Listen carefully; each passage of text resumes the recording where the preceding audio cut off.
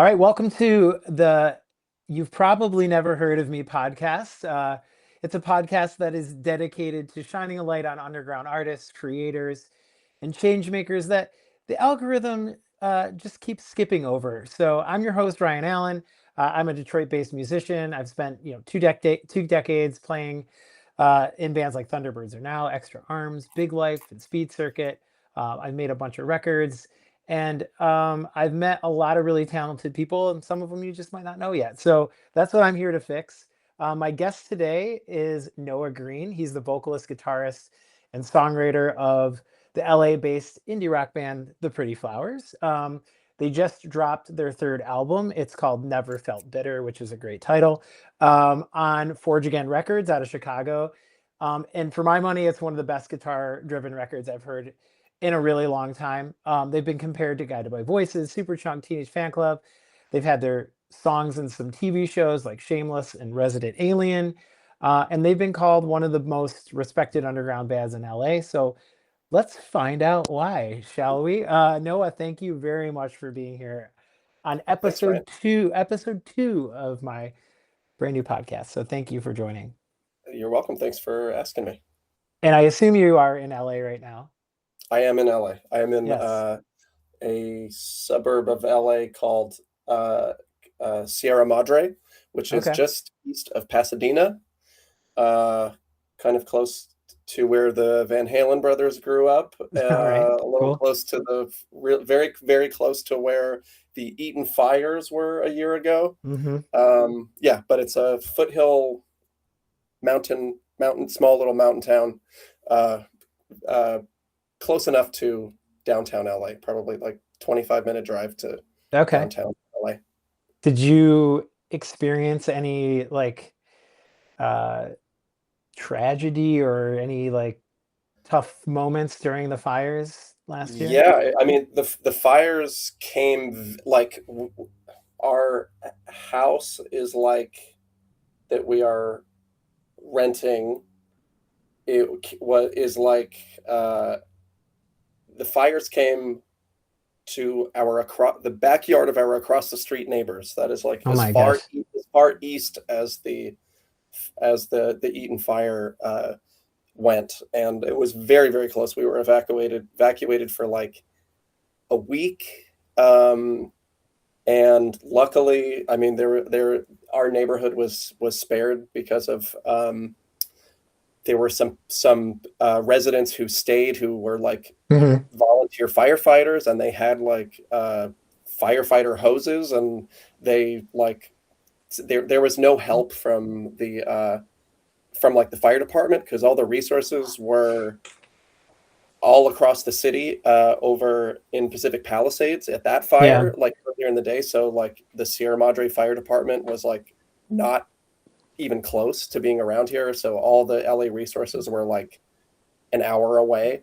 And Yeah. so it was kind of crazy because like the day of the fires, those fires were burning. So like the Pacific Palisades fires were burning, and it was just like scary, but it was like it was far away. It was like really far away.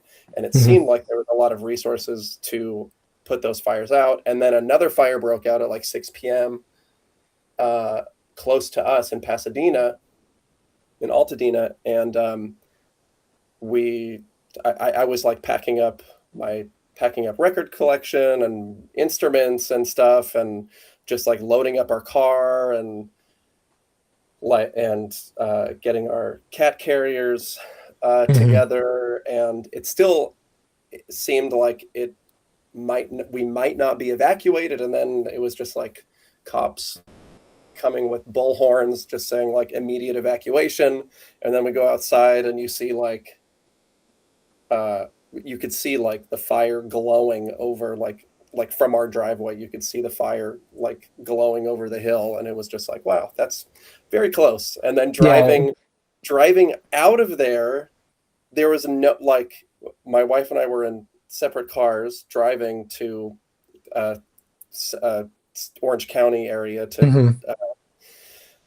to stay, and we were just like talking on the phone. We're like, "Did you see?" And it was like super windy and just super crazy. It was just that whole day was just like super hot, and like the winds were just crazy. It was just the weirdest, most eerie feeling. And we were talking to each other on the phone, and we're like, "Did you see any emergency vehicles or any help coming to like?" And she was just like, "Nope, I didn't see anyone."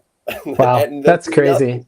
So we were driving away, and that night we were in Orange County, and we just went to bed, and we were just like, I think we're not going to have a house to come back to. Like, it's Yeah, like, I can't even imagine. I mean, we get tornadoes, we get mhm. flooding,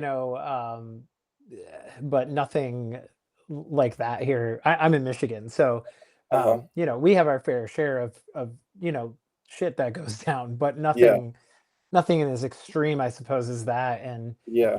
I'm glad that you are all right. I'm glad your house Thank you. was okay. I'm glad that that replacements poster with a very young Tommy Stinson giving me the eye behind over your shoulder was Yeah. salvaged. And Uh-huh. um but yeah, I'm glad that you were able to. And one thing that we were kind of talking about before we started was community, right? And it Mhm. seems like the people in your area, in your general area, super bravely like Yeah, seriously. decided to stay and do what they could to stave it off. And a Yeah. lot of stories came out around that time about that. And just it goes to show you that even as we're like experiencing this, like it feels like the walls are closing in almost. And Totally. I am going to make the egregious yet I think very accurate assumption that we are politically aligned. But um Yes, I'm sure.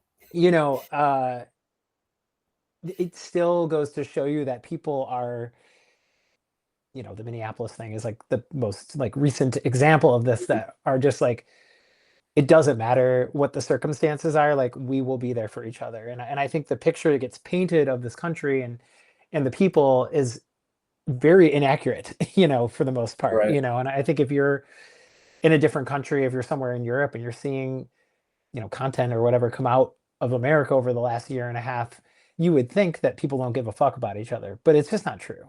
So anyway, I'm glad you're good. I'm glad that Thank you. hopefully everything, as the summer goes on, I hope everything stays good for you guys out there. But I do want to talk about kind of the beginnings of the band. I know that you guys formed in 2013, but it Mhm. wasn't maybe until like 2018 where the lineup kind of got solidified. Yeah. So tell me about the early years of the Pretty Flowers, those first kind of 5 years as you were just kind of figuring it out and Yeah. going through different members, drummers, like, w- you know, how did it go from like 2013 to 2018 where you're like now starting to be very like prolific and putting out a lot Y of records and cover yeah. records and all that stuff? Yeah, so, like, I kind of started the band. It was more of just, like, a home recording project. Hmm. I was in a band called, the Henry Clay People, and they Yep. were getting some national tours, and I was kind of, like, not in a position to really tour, like, do these national tours because I, like, needed to. I just, like, not that I loved the crappy jobs that I was doing, but I just couldn't afford to, like, go on tour for a month and, like, not come home with any money or, like, pay Right. my rent while I was gone. And so I Yeah. was just like, I you guys have to, like, find someone who's able to do this, even though it's a good opportunity, but also it was like not it was like I didn't really feel my time in that band. I loved it. I'm still, like, super close with, Joey and Andy from that Yeah. band. I loved Um that second record got a Oh, lot thank of you. good attention, and I Uh-huh. remember that coming out and being like very into that record. So Yeah, it was a really fun time because that was, like, my I had not really been in a band before, like, that was and, I had met Andy, at UC Irvine in an English class, okay. and we kind of found out that we were, like, mutual Pavement fans, and just, Hmm. like, we that was kind of it. And the day that we met, they lost their bass player, and I was, like, just bonding with Andy, talking about stuff, and, uh it just it was just kind of like kismet that they lost their bass player, and Andy was like, "Hey, do you play bass?" I was like, "Yeah, I have a bass, and I haven't played in a while, but yeah, like yeah." And so it just kind of, and I practiced with them, and I joined the band, so it was kind of like a like learning to be in a band, like for the first time. This was like Yeah, I was gonna 2006. ask. Okay, so So mid 20s. yeah, yeah, Okay. and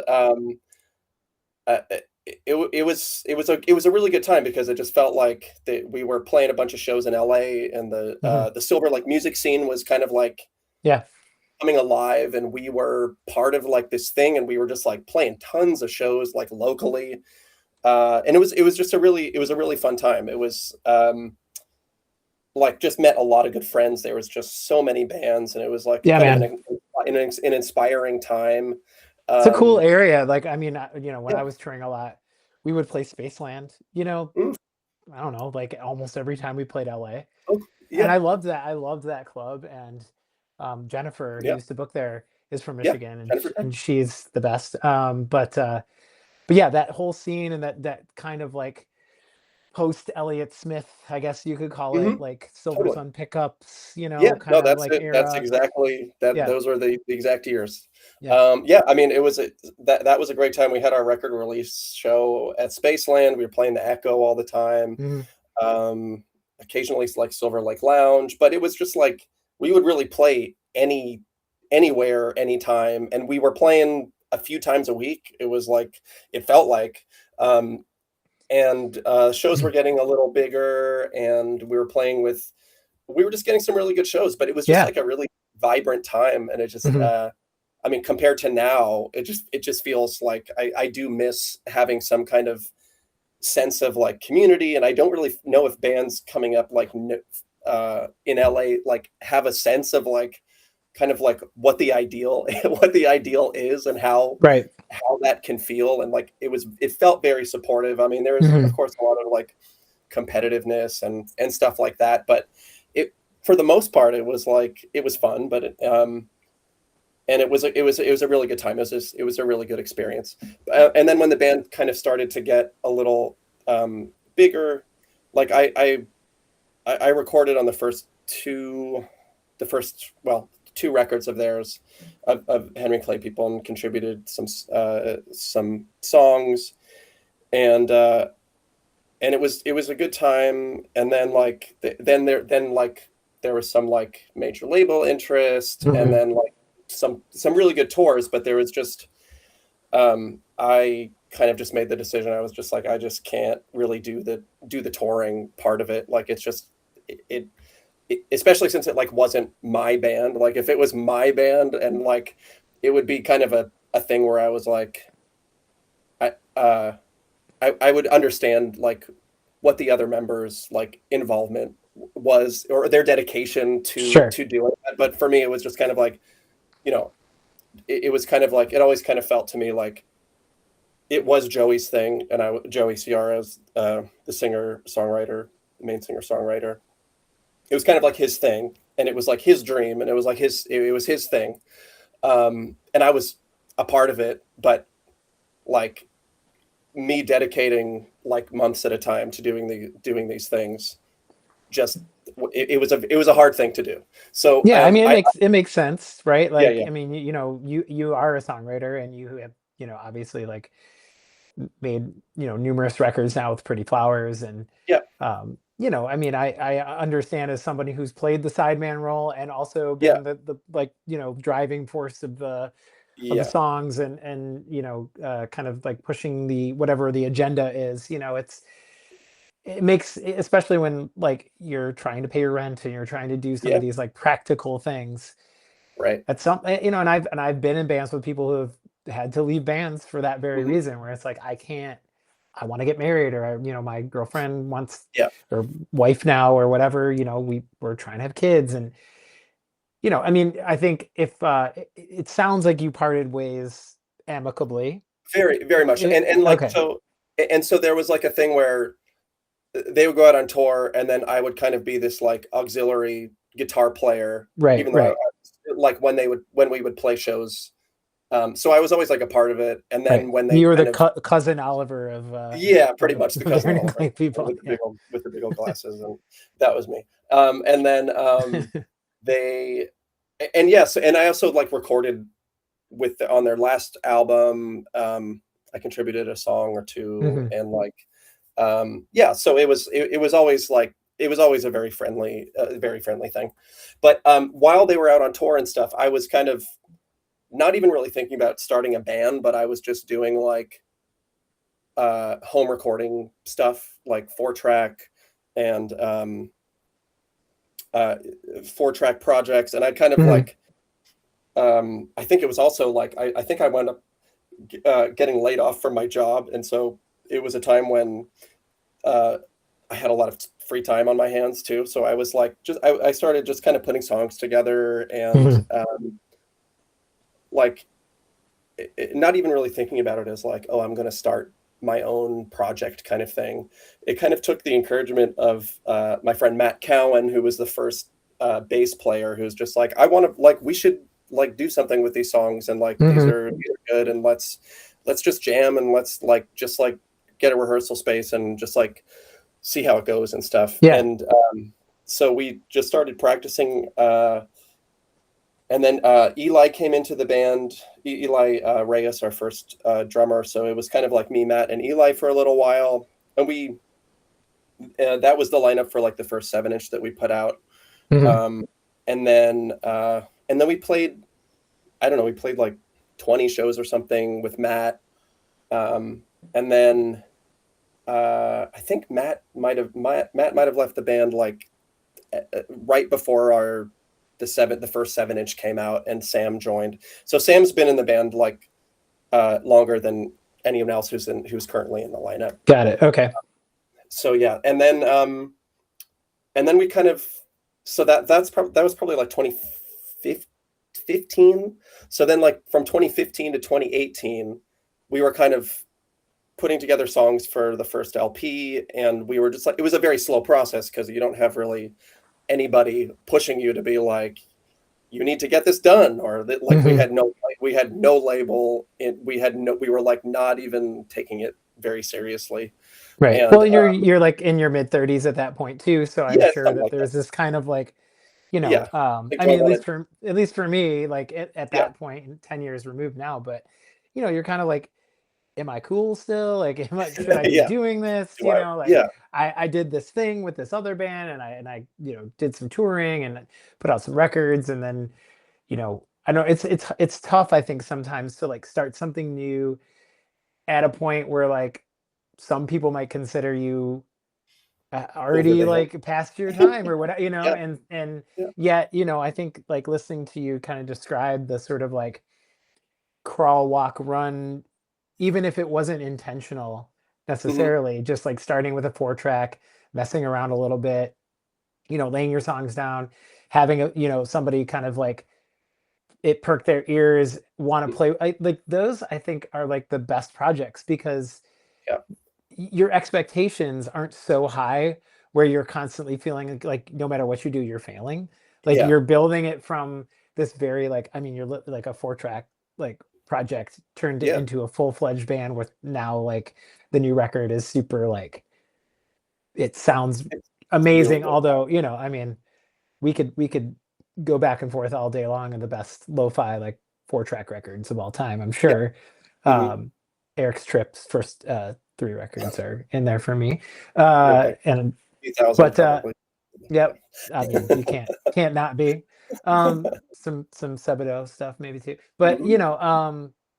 yeah, I just feel like the like process that you likely went through to kind of get the band off the ground, it and again, I don't want to like assume, but I would assume that like once 2018 finally kicked in and the band was like more like kind of congealing together and Yeah. everybody was sort of on the same page, feeling like invested in it, like things were really able to start picking up in terms of like songwriting and For playing sure. more It was like gigs and stuff like that. it was a really interesting time because we had finished the record.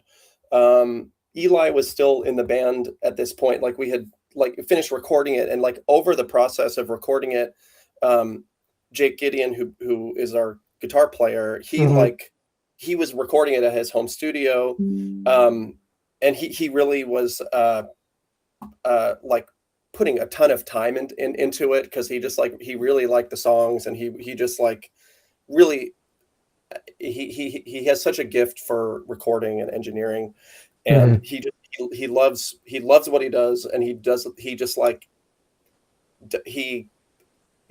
not cut any corners, and he can't not do it, he can't not do anything to compromise his, like, the way something should be to sound. Like, he will take as much time as needed to get it, and it's like it's like impossible for him to like not make something be at the level that it needs to be for it to work.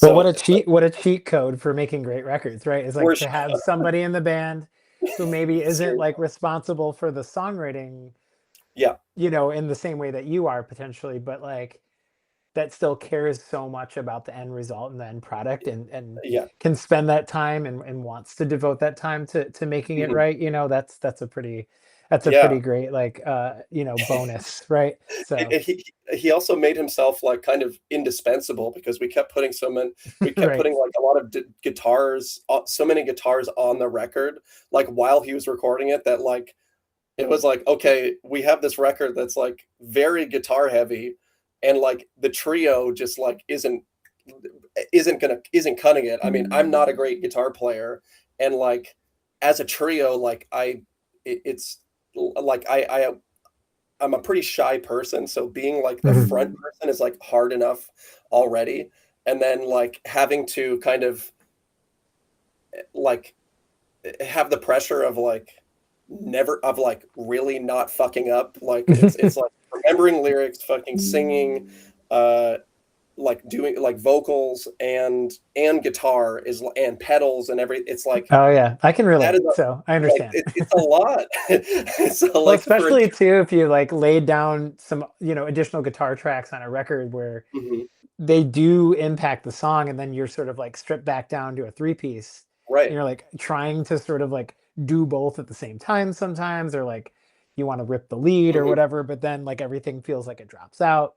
You know, I mean, I love a good, you know, power trio. Like, I'm a huge Jam fan. I love Chisel is like one of my favorite bands of all time. I mean, I could go on about 3 pieces, but I do understand, you know, like he's got job security, I would assume, you know, for numerous reasons. Yeah, I mean, you know what, you have a very good understanding of like why Pat Smear had to join Nirvana at some point. Yeah, exactly.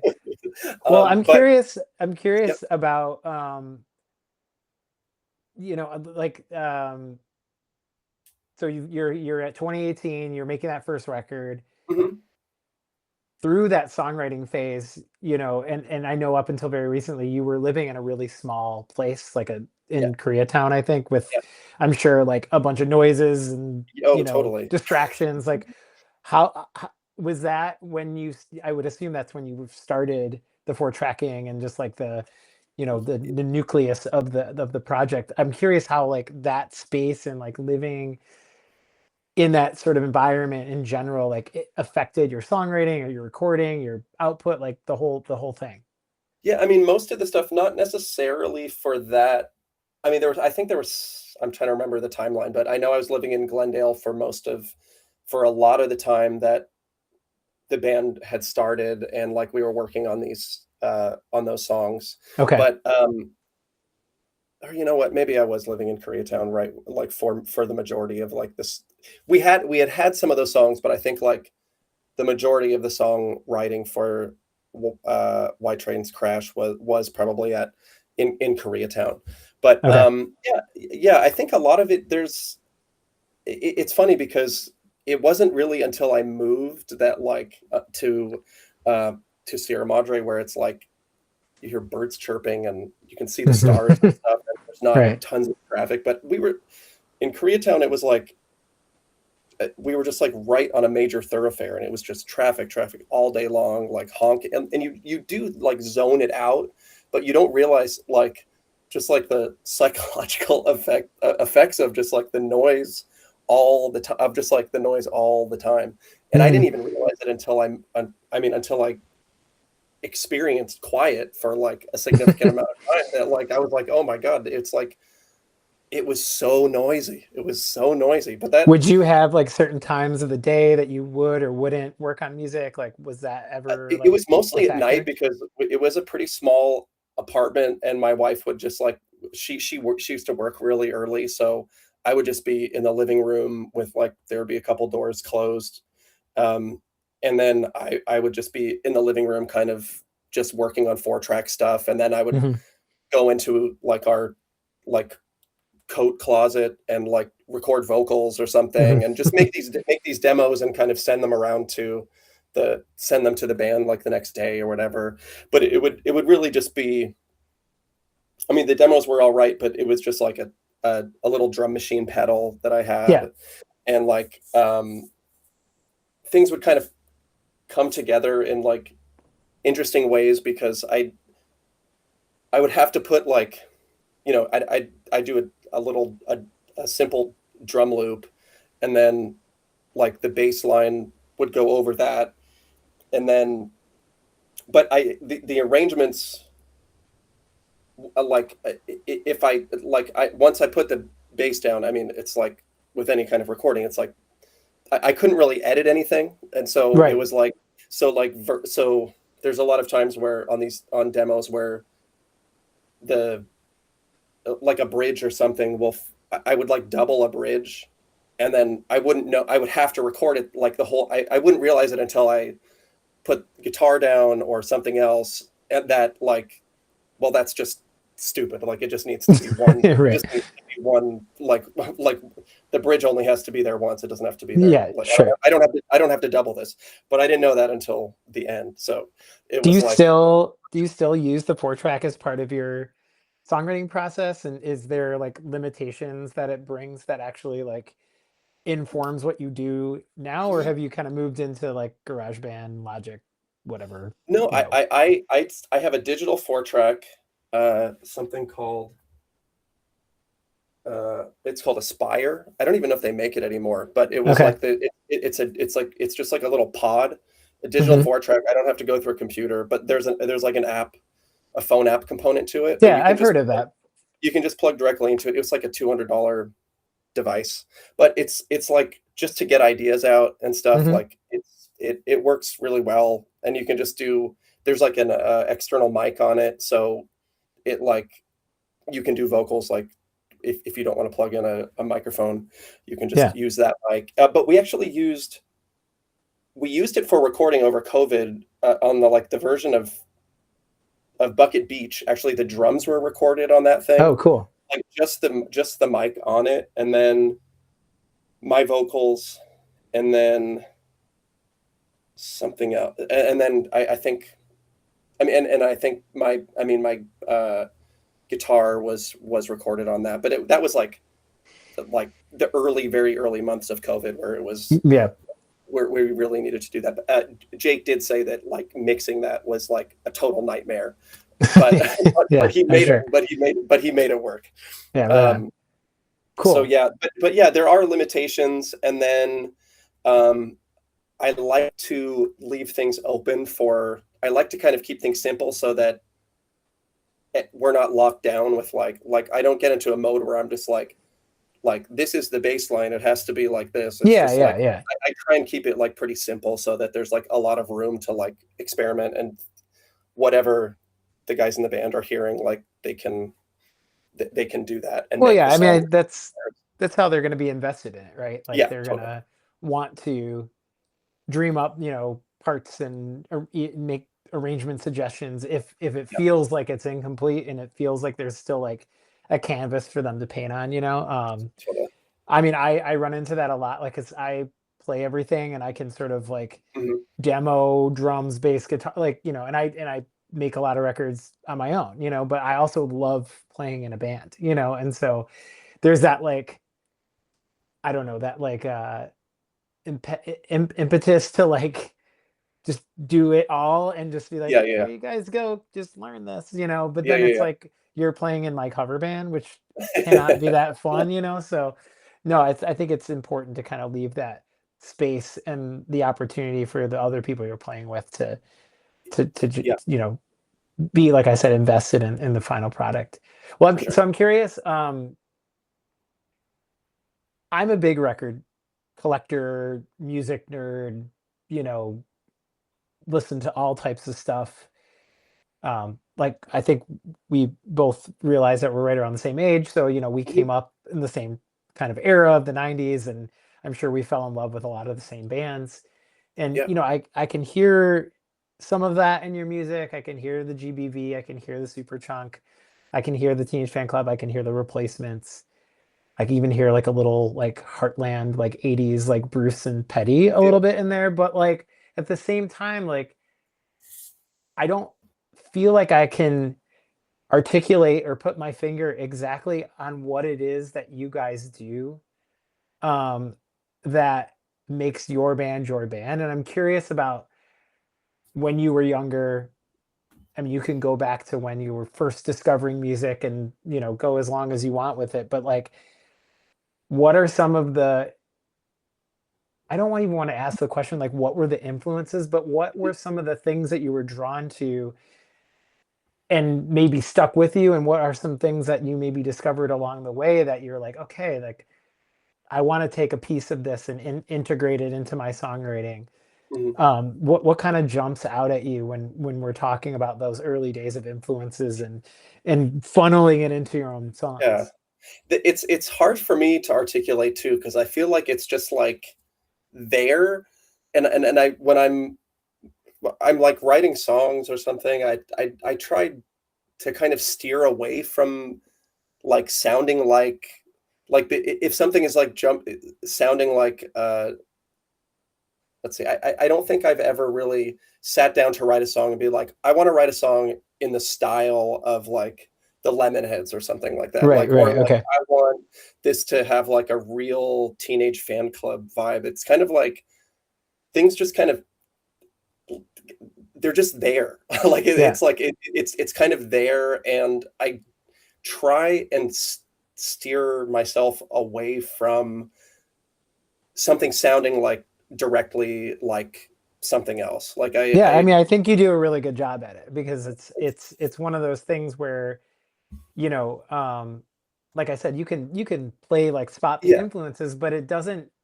it's not overt, you know, like it's not like, oh, here's the Teenage Fan Club song and yeah, here's the like lo-fi GBV song. Like yeah, it's all sort of like swimming around in there, but it doesn't seem like there's an intentionality to the like like you said, sort of like I'm gonna sit down and do a version of this, you know, sound that I mhm, love. It feels like it's a lot of those things kind of crashing into each other. And I feel like maybe again, because we are around the same age where, you know, coming out of like hair metal and some of that stuff mhm, into the like grunge thing, which then morphs into indie rock. yeah, And then all of a sudden, you know, you read like Come As You Are or something, and, you know, the list of influences that it just like, you know, are is strewn throughout that book. It's like, okay, I guess I gotta listen to the Pixies. I guess I gotta listen to Sonic Youth. yeah, for I sure. guess I gotta, you know, go back. But then all of a sudden it's like, okay, Elvis Costello is cool, you know, and Uh-huh, then the next thing you know, you're listening to like nowadays for me, you're yeah, listening to like Fela Kuti and weird jazz mhm, music, you know, and you're still yeah, like, how can I take that and put it into my like power pop yeah, music? You know what I mean? So I'm for curious, sure. like, are I some mean, of those like is Tom Petty like is some of that Tom stuff like Petty part for of it? sure. Tom Petty for sure. I mean, I was just talking to Rob Good from the Goods the other night. We played together, um, and we were talking. Somehow we were talking about Tom Petty. Tom Petty was the first.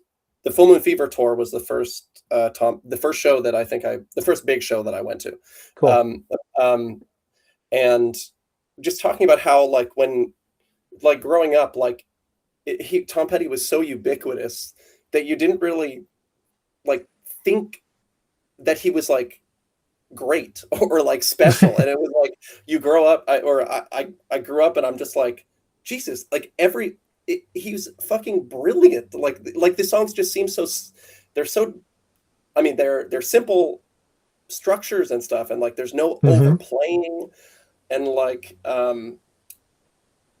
Mike Campbell's guitar solos are just like these simple, great Simple. licks, and it's Yeah. just like the solo is just like a melody line. Hmm. It's just amazing. But there's just no need to overplay. But like that's the brilliance, and like these Hmm. songs are just, I mean, timeless, incredible songs. Um, and so that's like that was always just super that he was always super impressive. I mean, later on, just became super impressive to me. I love the way he writes songs. I mean, he does stuff that's super like he can tell a story, and I do Hmm. not feel like I have an ability to really tell a story. I feel like I'll kind of I I think I will probably get to the point where I can tell a straight ahead story, but that doesn't really at this moment doesn't really interest me that much. But Tom Petty, a band from San Francisco called Creeper Lagoon was like Oh yeah. Yeah. they were like a I become huge small and go. yes, I Become Yep. Small and Go. Yep. And that album, like, and the Dust Brothers production, like, just Hmm. like opened, like, blew my mind, and just was Yeah. like, Those are cool records. who is this band? Like, they are like the perfect indie band, and like they got the Hmm. fucking Dust Brothers to produce their Hmm. record, and like it just was so interesting, and like this, there's like so much, so like these like romantic songs that were just so beautiful, and like they were just so cool, and I just like loved Ian Sefchik's voice. Like I just thought he Hmm. had an amazing voice, and just like uh I just love them, and I got to see them like once or twice. Okay. And that's a band that like I think I've probably listened to I Become Small and Go like more than any other record. Like, and just there's just so much experimentation going on, and just Yeah. like there was nobody that sounded like that with these drum loops, and like I Hmm. mean Beck had drum loops and stuff, but like it Yeah. wasn't, I don't know, there's just like But there's it was more in the context of like a rock band versus in the context yeah, of something that was like more hip hop adjacent on yeah, like Odelay or whatever, where you yeah, know there's more samples and there's it feels like you can dance to it, you know, yeah, and party to it or whatever. Whereas yeah, like Creeper was a little bit more nuanced. yeah. And I mean, I can hear in the production, which probably is a good segue to the newest record, because one of the Mhm. things that I really love about Never Felt Bitter was just, first of all, shout out to the tremolo pedal. That gets definitely like a starring role on some of my favorite songs on the record, and I feel like Oh, it's thank an you. underutilized. Not since REM's Monster has the tremolo pedal You should. been. I'll share the demo, the Came Back Kicking demo with you. That like it is the most off. Like the time is so off. It's like but I couldn't correct it. And there was no way to like time it for me in my bedroom to like to record the tremolo like uh in the right way, and so it's just so off, and like Yeah. it's like throughout the whole song, and just it sounds like I shared it with some people that was like, "You're gonna fix that tremolo," like right? And I was like, "Yeah, yeah, when we record it, it will be in time, but it is not in time, and I there's nothing I can do about it because I can't go back and fix it." Yeah. Like, Well, but I hear a lot of really, really like smart and, you know, thoughtful production choices, you know, a lot of guitars, you know, but then there's, you know, there's synth, there's, you know, some really um tasteful dynamic things happening where things drop out, you know, they come back in. You know, there's a lot of like I think attention paid to, you know, having the songs kind of be kind of their like there's a through line for sure, sound wise and production wise. And I wanted to ask you about the recording a little bit too, but just the from song to song, it doesn't feel like, I mean, I love the Ramones, don't get me wrong, but like it's not a Ramones approach where it's like each song kind of like hits the same note, right? Like mhm. each song feels like it's kind of its own little universe, Yeah, you for know, where sure. like some have this very like up kind of like you know, positive, maybe sounding and energetic like approach, whereas there's others that are a little bit more, you know, uh, for lack of a better term, just like there's more atmosphere being used and there's kind of more space, being applied. And yeah, I think you guys just did a really great job of making sort of this like thoughtful, ear candy, earwormy, but also like very like immediate sounding record. Um, and I'm curious, is that like an intentional thing? I know you've got Jake handling a lot of the production. Yeah. I know that you recorded in a couple of different studios, and I don't know if there was like if that kind of impacts the end results. I don't know if that's like a financial decision or Yeah. I'm just curious, Yeah. like how do you like um from the songwriting kind of like portion of making a record to actually like getting in the studio and making it, are those things you guys talk about and as you're kind of like putting things together, or is it like, okay, we got the basics down and now we're going to start adding the color, we're going to start, it's Yeah. like illustration, right? And we've now we're going to ink it, now we're going to Yeah. color it in, like So what's a lot of the songs we had kind of road tested, like they were written a while before we recorded them. Like okay. I think there was a good like 6 months for the first like six songs that we recorded, that we'd kind of been playing them live, um, and kind of working them out, and we really got a good feel for like what the songs were and like what we kind of wanted. Um, so there wasn't a lot of change from like once we got into the studio of like this is what it was like. They had kind of taken their shape. The Uh, arrangements were more or less the arrangements were figured out. there. That Okay. like I think like all the lyrics were all there. I mean, I don't usually change lyrics around too Hmm. much, but yeah, the different environments. Oh, so we recorded like six songs at this house in Laguna Beach.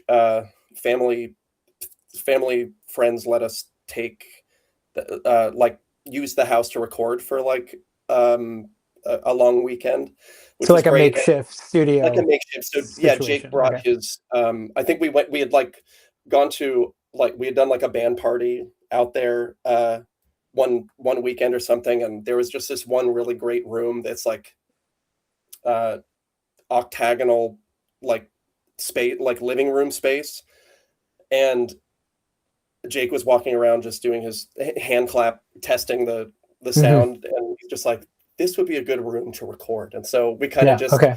made our plans to borrow the space for a long weekend, and we brought a lot of his equipment out, and then our friend Ethan let us use a lot of equipment, and my friend Scott McDowell, who is an engineer up in San Francisco at Hyde Street Studios. He came out. He's a high school friend, and he helped us there. And then yeah, with the two, so we had recorded like six songs there, and then I think it was like 6 months later, maybe um, Did you maybe it was do the all, songwriting in like batches where like the six songs were the songs yeah, you pretty had? much. Okay. Okay. So I think it's so after we recorded or after we released a company sleeve, I think I Hmm. at the time of release, I think we had like one or two song. We had like two or maybe two songs like that felt like this was going to be start of the next record. And I think from that time, which was like July 2023 to like I think we had six songs when we went into record uh in Laguna Beach in like December of Okay. 2020. So Did we had kind this, of no, I'm sorry to cut you off. I'm just curious, did the six songs that you had, do you feel like they influenced the next batch? Like, were you like, okay, we've got these six, this is kind of the vibe, this is how they're sort of like commingling together, and it, now we need to kind of like fill some like dynamic I mean, again, like I can only talk about this from my own Yeah, yeah, experience yeah, of writing records and making music. It's, sometimes when I'm working on stuff, I might have 5 or 6 songs or whatever, and I'm mhm, like, "Oh, I really need like something like this, not like yeah, to go back to the previous conversation. It's not necessarily like I need to do a, yeah, this band, right. influence approach to a song, but like But like a if slower one or yeah, something that yeah, isn't I like, need a yeah, short 2-minute punk not song, it, or it whatever. wasn't not like that because we had no real there was no sense of like I think the first song I had written for that was like Big Dummy, and Okay. I was like, oh, this is a really good song. This is gonna be like not like the template for the next batch of songs or whatever, but it was just like this is a good one. This is fun. It's fun to play. Like I feel like it's it fills a good space. At that time, it was kind of like the only space to fill, but it was like Right. for this record that did not exist yet. But it was like that one we were excited about. We played it a bunch, and it was like that wound up being like integrated into a lot of the sets for all the company sleeve the company sleeve sets. Okay, so you're playing So, it back yeah, during the album, the second album cycle, as the they second call it, album. the bands. Yeah, and then but there's not there. It wasn't a lot of like I kind of can't write like that. I kind of just Okay, like need to kind of just let the song come to me. I can't like just really sit down and just be like I'm gonna write a song right now. Like it just kind of has to either come in pieces sure. or something. So it's like um, so we did take a while before the next recording session, which I think was like the following summer and we had 6 more songs, or maybe a little more, and a couple cover or two, and so yeah, we've kind of been sitting on the songs or we were road testing them for a while, Yeah. um, and for the second session we went into uh, to record with Adam Lassis, who we recorded everything with him for a company sleeve Hmm. and at his studio Red, in North Hollywood, and yeah, and that was pretty quick because that was like we had also been playing those songs for a while, and Hmm. it was a pretty easy 3, maybe just 2 days of like of recording, but we were really familiar with the songs, and yeah, it we didn't really have we knew all the songs we knew like we liked we liked all the songs and we were really familiar with the songs, but we didn't know how they were going to be, like what order they were going to be or Hmm. like anything like that. So it was like there's an album, but we weren't really thinking of it like that. We couldn't even think about it until we had like some mixes from Jake, and Jake took like a while to do it, but a lot of the extra stuff, the like the accoutrements Hmm. of the production stuff, we um those were a lot of Jake's choices. There was some stuff like Okay, I was gonna ask, like, where do those things come from, yeah, and is I, it, kind of again like the hanging the ornaments on the tree kind of, yeah, it was kind of like that. thing? Like we were, I remember when we were doing ocean swimming, and like I was listening to Stone Temple Pilots. Vaseline came on out. We had covered Big Bang Baby.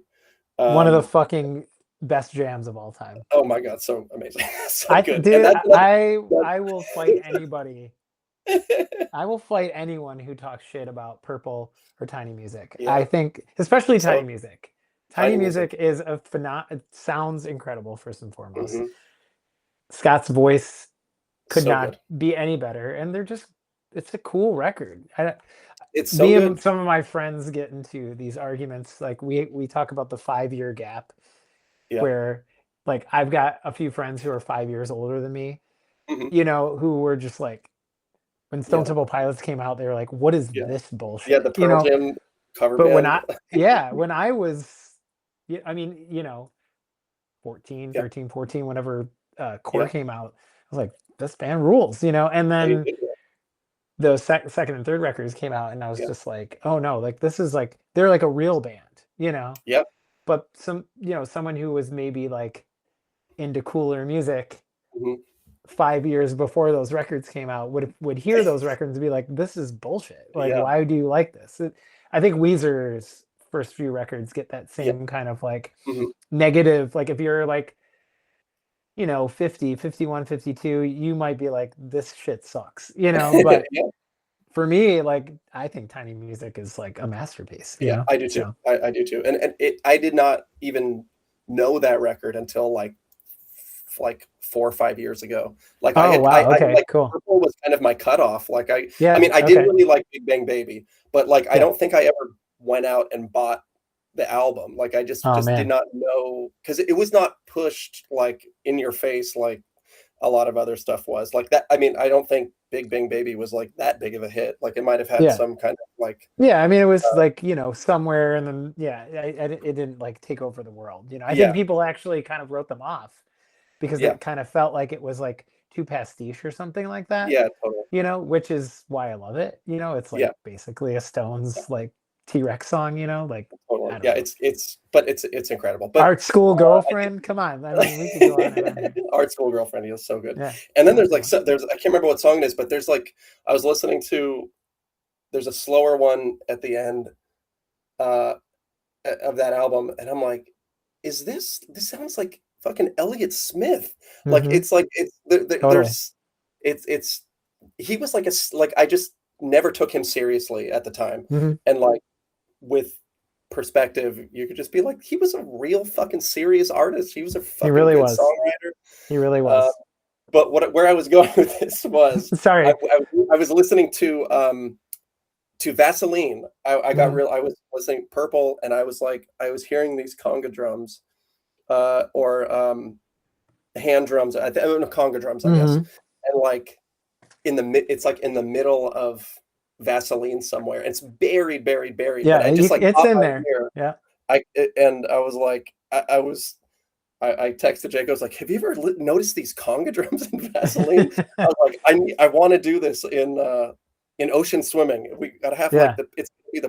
it'll be like the perfect thing." And everybody like Sean was kind of rolling his eyes, but he did it, and it sounds great. And I Yeah, think he man. warmed up to it, and I was so that's the reason why there's conga drums or hand drums You don't have to in explain it, ocean man. swimming. There's more conga drums. Well, speaking of purple, Yes, yes. I have a purple record here. Um, Stone Temple Pilots and Dinosaur Jr. do not co-opt purple anymore. But it's a really cool cover. Thank you. And it's in the layout, the whole packaging and everything looks really great. Um, Thank you. and it's released by Forge Again Records, who is run by a very old friend of mine, Justin Wexler, Mhm. who I've known since I was in high school, believe it Wow. or not. Our emo bands played together in like the late 90s, early 2000s.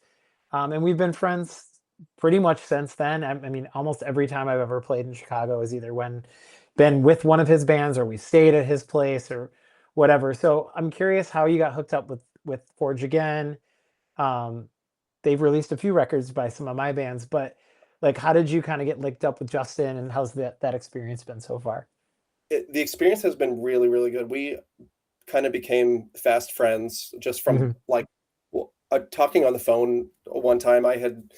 Um, I, we had left our last label, who our old label was had the opportunity to put out our record, and they were kind of into it, but I kind of just wasn't feeling the roster wasn't doing it for me, and like I Hmm. just kind of felt like it would be a disservice for us and a disservice for them to kind of it just did not feel like the right place for this record. Like Okay. we were like, at the point that we were like thinking about when we had a couple songs to kind of like send people to like gauge interest. It was kind of like we we were like 2.5 years into these songs and this record, and we're like, this is going to be like, we really love these songs, and Hmm. we just don't want this to like fall through the cracks somewhere and like not like just have nothing happen with it, Hmm. where it's just like the most important thing is just to have people hear it. Like Hmm. that's the thing. And if people don't have the opportunity to hear it, it's just kind of like, it's such a bummer. And there's only so much you can do to kind of have the pieces in place so that people have the opportunity to hear it. And Sure. but those pieces kind of need to be there. And so with the last label, it was kind of just like, I want to I'm gonna I am not I don't want you to put the record out. I'm taking it I'm revoking the opportunity for you to put the record out, and we're going to figure out what to do with it. Like, I know that's not the right place for it, but I don't know what the new place is, but Hmm. we're going to figure it out. And so we just took some time off. Like, originally we were thinking of releasing the record ourselves. Like, that was kind of the thing. It was just like, we'll probably do a self-release thing. Um, and I had remembered Justin from a punk message board, and I kind Hmm. of just reached out to him. Actually, I went through an old thread of like the Accompany Sleeve days, on that message board that I've kind of been active. Not I've had an account for like since like the early 2000s, but I am not like a super active member of it. But I had made a thread about Accompany Sleeve, and not very many people were, you know, like that active in it. They're like, cool, this is great, whatever. But Justin was like, hey, I ordered it. This is great. I got the Hmm. zine. This is great. It's better than the last record. And I got that one too. And da da da da da. And I kind of forgot about that. And then I went back and like just like revisited that thread. And I was like, this guy has a record label. Hmm. And I just kind of went back and recognized I was just like Triple Fast Action and Fig Dish. Hmm. Oh yeah. I was just like, for a band like us, I was like, if we were an active band in like 1996, like we would follow. I feel like we would follow the exact same trajectory of these bands, where it's like, you put out one record, you get dropped from your label. It's just like, and then like cutout bin, you're like in the cutout bin. That's how I saw those bands, because of Hmm. like they were in amoeba like dollar bins, but these records were fucking great, but Yeah. just, well, Yeah. they didn't. uh so I and he had done those reissues, and I was just Hmm. like, I reached out to him and just sent him the few songs that we had, or I think we had rough mixes of most of the album at that point, and I sent him those, and he like took a weekend, and he's like, and got back to me and was like, he's like, this is really good. Let's talk about putting it out. And we just had a really good conversation, and Yeah. he's a great dude, and I mean, you he's guys are probably a dream band for him, just like I actually really love your kind of like description of like if you were if you were a band in the 90s, like because I felt that way myself. Yeah, But my imagination just goes there. It's like, yeah. that's exactly what I mean. I know that's what would what would have happened Yeah. to us. And I also have imagined a very similar future for me. But what I love about Justin is he's a fan of that sort of like fell through the cracks, Hmm. 90s kind of, I guess, like buzz band. Like we bond over a lot of that stuff, because I love a lot of that stuff too. Like Super Drag is Yeah. a shared favorite band of ours, and I actually went to Chicago a couple summers ago to see them, and he was there, and we watched, Oh, cool. hung out the whole time, and he's a big fan, and I saw them so at the yeah, I mean, Troubadour. oh, awesome. Recently, then, I guess, Yeah, right? Yeah, about a year ago. yeah. They still got it, still got it. Yeah, they're great. But yeah, like I think it's definitely like a really perfect kind of marriage and teaming up of uh, you know, knowing your guys' aesthetic, knowing his aesthetic, like it definitely like fits well. And so when I saw that this record was coming out on Forge Again, I was like, oh, that's like perfect, you know. Thanks. Um, so I wanna transition a little bit. Like the whole point of this podcast, as I was telling you before we hopped on, is just talking about like um some of the challenges, honestly, to do what you're talking about, right? Which is like I want people to hear my music. I want to get it out there as much as possible. You guys are a Los Angeles band, and I think a lot of people who don't live in LA have this like you know maybe inaccurate uh kind of like narrative in their head that like, oh, you're in LA, it must be really easy to be a band in LA, and you could just walk up to you know venue X and hand them your demo, and they're like, great, be come back on Thursday or whatever. But you guys are also, I'm sure, balancing like day jobs and Yeah, for sure. families possibly, and I'm just kind of curious, like what, it's kind of a two-part question, but like just in general, what's kind of the hardest thing about keeping a band going at all in this climate and politically in the world, whatever, Yeah. the age that you guys are all at, and the responsibilities you have, but also like how does the LA component factor into that too? Like, is it more challenging? Is it as easy as people might think? Like, what's the experience that you've had?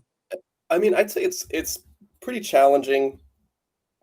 There aren't that many places to play. I mean, there's like bars, and then there's a and then there's like bigger places where there's just tons of pressure to just like sell tickets and to like Yeah. really, and it's like you don't want to do that every show to like put like this huge pressure on you to like, I mean, it's taxing on your friends, and it's like you don't want to put this responsibility on them like multiple times a year to just be like, okay, I've got to get a sitter for the kids and Hmm. see Yeah. see our friends who are like uh who are still doing the band thing, like when like there's not a ton of uh bands that uh at least from the Henry Clay people days, or even like after that, there's just not, I don't feel like we have a ton of peers like in LA. There's no scene that at all. I could not name a single band from LA besides you guys right now. I mean, I'm sure there's Yeah, people who live in LA that I like, Jenny Lewis or somebody like, yeah, but I don't even think about her or Rilo Kiley being an LA band yeah, necessarily, even though mhm, they are, but that's like maybe a bad example, but just, yeah, like, um, I don't know much about the scene. Like I know that like there's like Permanent Records has shows, and like yeah. Shudder Permanent Records Shudder is to great. Think played there or something Uh-huh. like, 6 months Yeah, ago, but like I don't know really like like the Lodge what the Room. I scene mean, is, it's really, it's weird. It's like it's so different from like when like 15 years ago or whatever. It's just like there just doesn't feel like there's a scene. It's even like putting shows together. It's like, who do we play? Like, who do we even play with? Yeah. There's a really great band called Sweet Nobody, who Okay. they Joy from that band sings on Convent Walls, on their Okay. new Yeah. album. That's a great And song. her band Sweet Nobody is great. They're from Long Beach, um, Okay. and we like playing with them. But it's just bands are just so few and far between. Like I don't know if we've aged out of like a scene that really exists somewhere, and like I mean, we there's just probably aren't young upgraded. kids playing, Yeah, kids playing in I'm, basements, and yeah, you just don't know about it. I mean, yeah. I know that's happening here in Detroit, and I'm just too old to, or Hmm. too tired, Tired. Yeah, yeah, honestly, to like go. Even though I do try. I mean, there's like there is a DIY scene here, but sometimes you're just like, I feel like I'm yeah, not supposed to be here. Like yeah, they don't want me to be here right yeah. now. But yeah, I mean, like I said, like I feel like people have this But assumption that like you're close to the industry and you've got mhm, this like advantage because of it. But like yeah, I I think don't it's think that probably it actually exists, right? Like, similar. I think it's probably similar to like to anywhere else. I mean, it's a real disparate scene.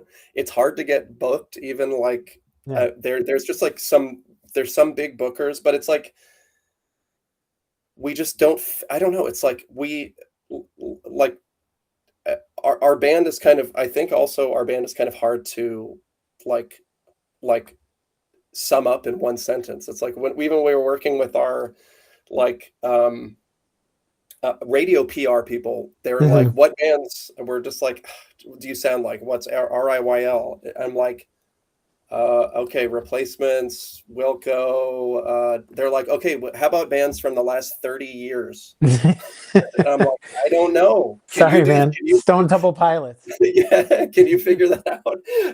And like they came up with some stuff, and I was like, "Oh, how about Always?" And they're like, it's not really." And I was like, "Okay, how about Oh, Fontaine's they DC?" said And no. I love they're like I was just like, "How about Fontaine's DC?" They're all, "Yeah, we could do that. That's all right. We'll Okay. do that one." I was like, "Okay, that's fine." Well, I'm curious, like again, this is maybe like a two-part question, but um, what are so you just said radio promotion is one thing Mhm. that it sounds like you're doing, but like what I'm really curious about, and I'm not getting any like kickback from Substack here. I just want to make sure that you know Okay. that. Uh-huh. But when I saw that you were doing the Substack, what the fuck's wrong with me? The Substack thing. Hmm.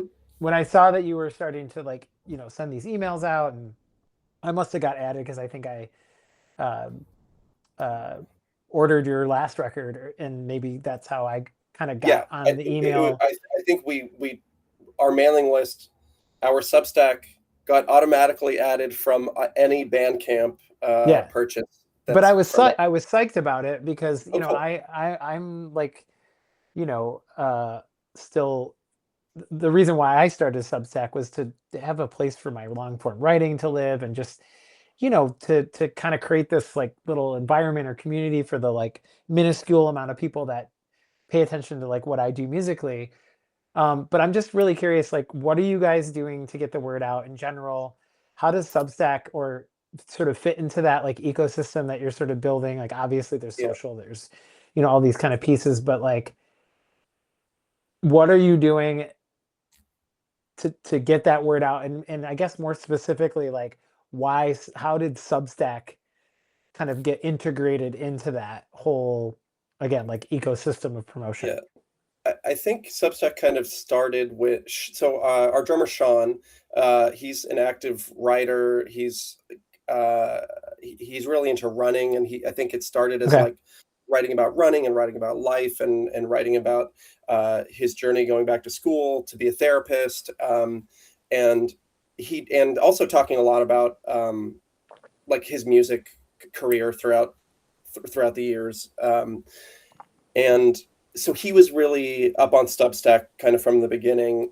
And then there was a time when, which hasn't really subsided, but it was just like when the whole meta in Instagram thing was like meta in Instagram was just like this.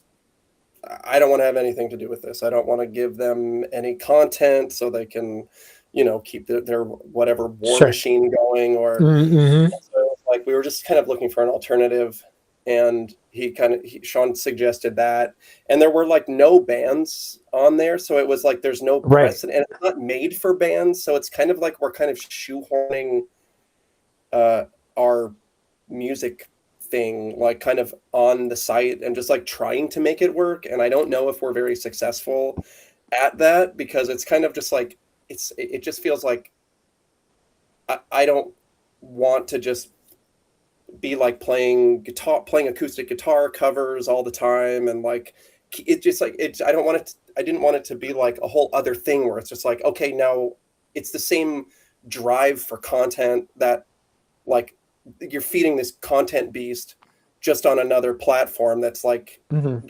a little bit better than, I mean, I guess it's better, but it's like it's not meta, but it's also still this like this thing where it's just like you've got to do content, just got to keep doing content. It's like I don't want another thing that is driving me to do content. I want to just Mhm. make music.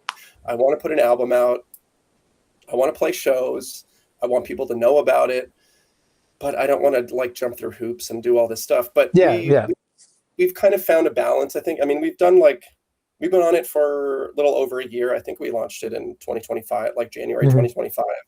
And we've been fairly consistent with it, like at least like once a month, like a pretty good long form post with some interesting content.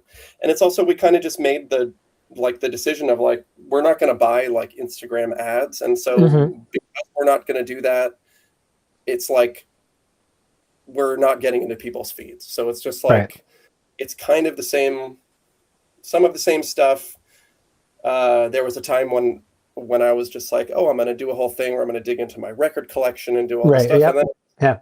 you have like, and then you get like two people going, that's cool, and you're just kind of, it's just like, okay, Yeah. what am I doing this for?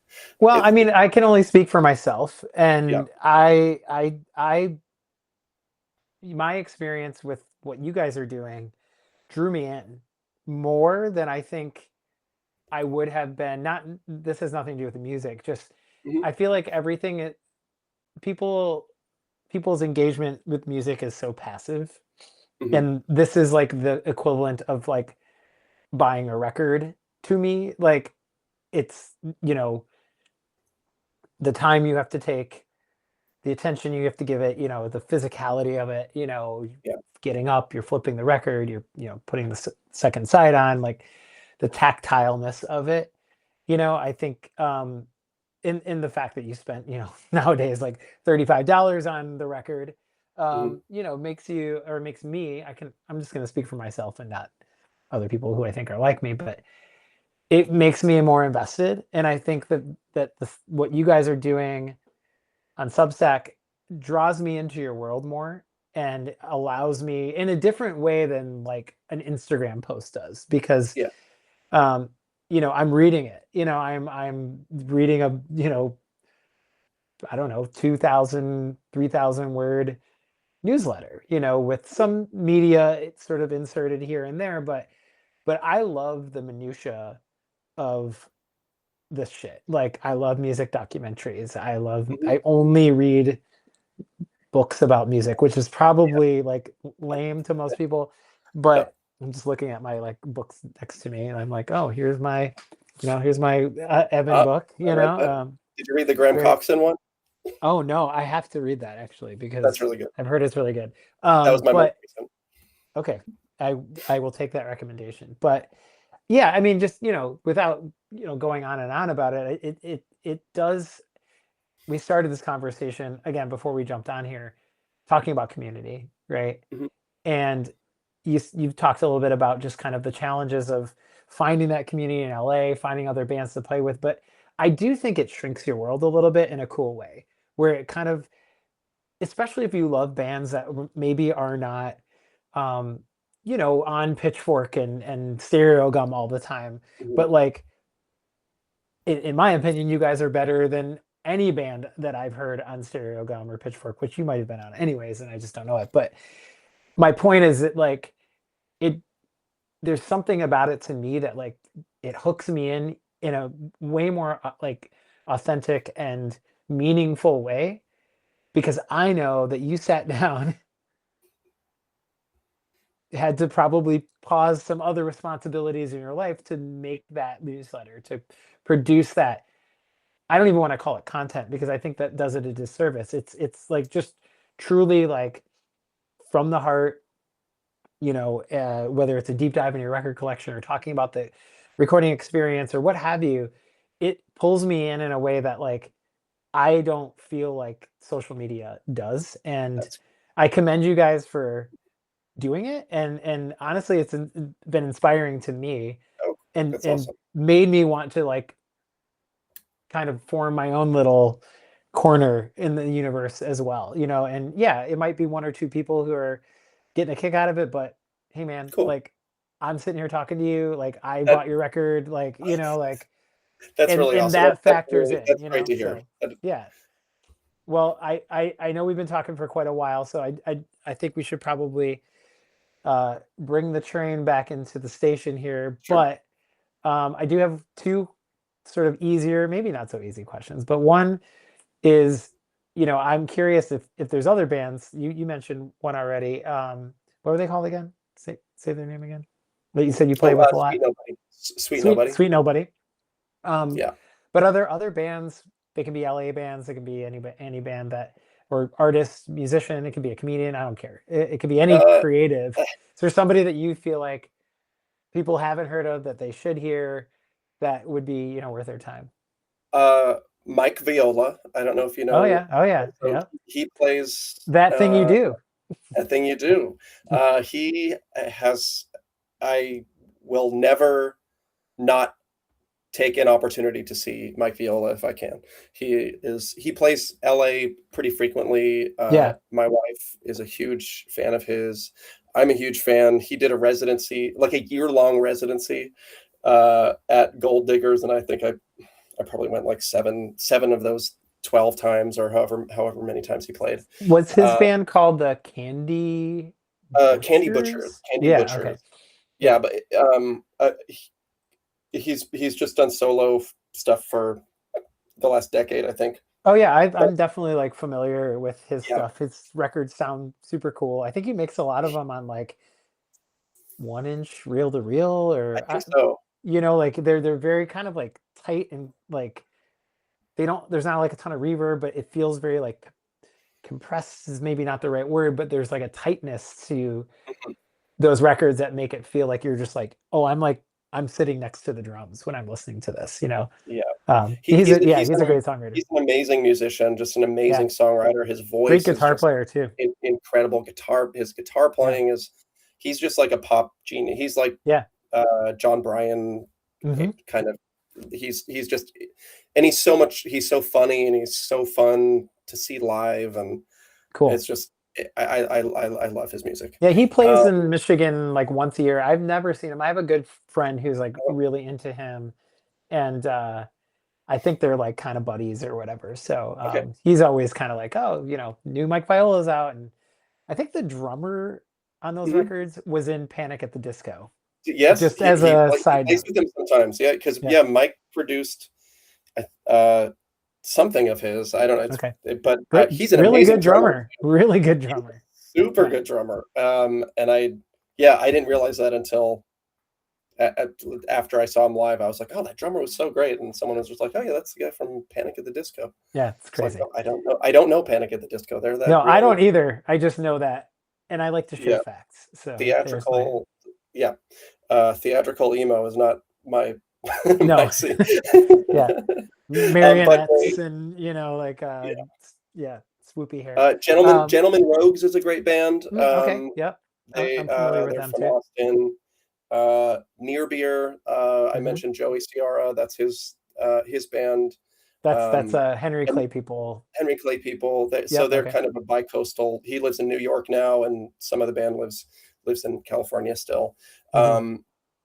Um, they're great. There's a band called Some Gifts that are really great. We're really good Okay. friends of ours.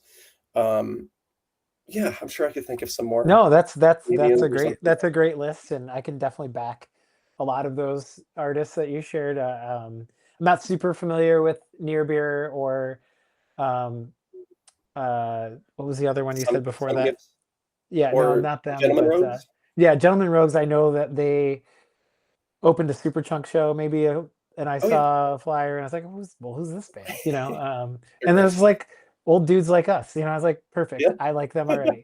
Um, well, cool. I'm gonna leave you with one last question. You Okay. actually uh, said that this might be a challenge without knowing I was going to ask you this question, but I'm going to ask it anyways. Elevator pitch. You're stuck in an elevator with somebody. They ask you what your band's all about. What do you tell them? Um, let's see. What do I say? Why should somebody listen to you guys?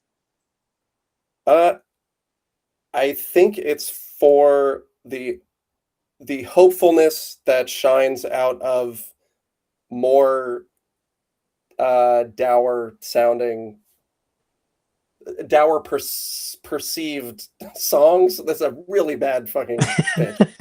Very, very bad pitch. We're still in the Yeah. elevator. We haven't Okay. gotten out yet. I think there's intelligent songs that are nostalgic, but not what is the word that you said before?